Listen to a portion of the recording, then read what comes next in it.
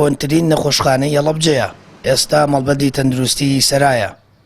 بیناکەی وێرانە و نزیکەی 10 جۆر خزمەتگوزاری تەندروستی تێدا پێشکەش دەکرێت. بەڕێوەبەری نەخۆشخانەکە لە ڕێگەی پەیامەوە داوای سەر لە نوێ دروستکردنەوەی نەخۆشخانەکە دەکات کە دیوار و بەشەکانی تەواو سیمایەکی کۆن و وێرانەیە.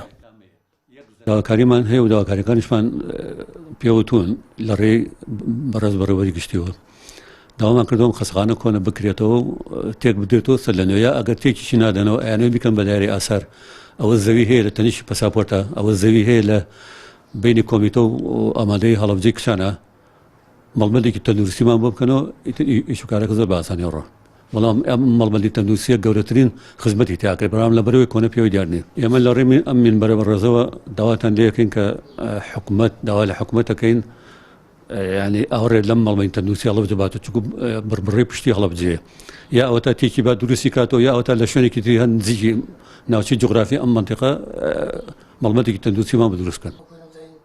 ئەم نەخۆشخانەیە لە ساڵ 1929 لەلایەن حکوومەتی و کاتی عێراقەوە بەردی بناغیدانراوە و لە ساڵ 1932 کراوەتەوە. بەڵام تا ئێستا نۆژە نەکراوەتەوە و کەرەستەکانی کۆن و شکاون. لێپرسراوی بەشی دەرمان دەڵێت لە ئاویندا بەڕادیان بۆ هەڵگرتنی دەرمانەکانیان نییە و لە وەرزی زستاندا بە سفرەی سەفەری دەرمانەکانیان لە تەڕبوون دەپارێزن.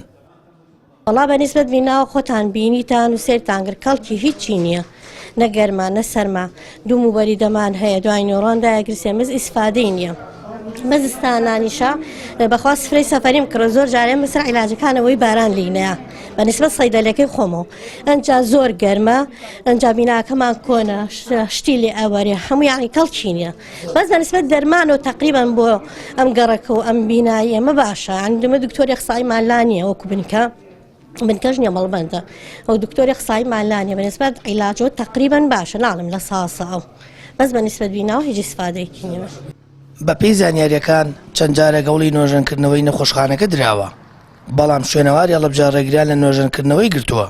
لە 4 مانگی سەرەتای ئەم ساڵیش زیاتر لە 11,100 کەس سەردانی بەشە جیاوازەکانی نەخۆشخانەکەیان کردووە.